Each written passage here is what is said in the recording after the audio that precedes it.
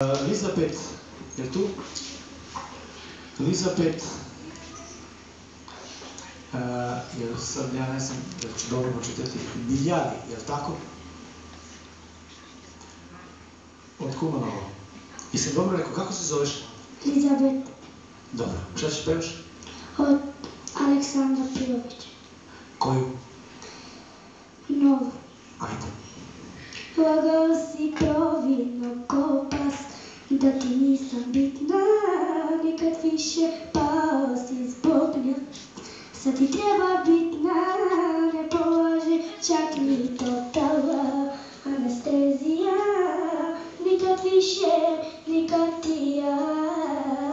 Evo ti moći sad. Može?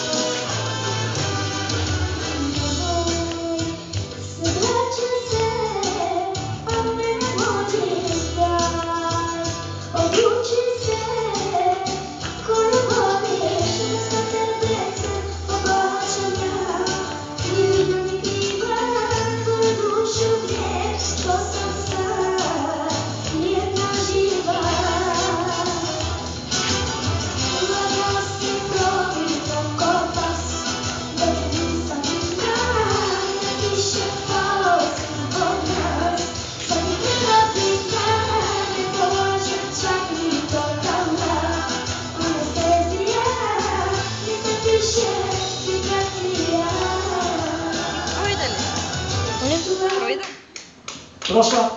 Yes!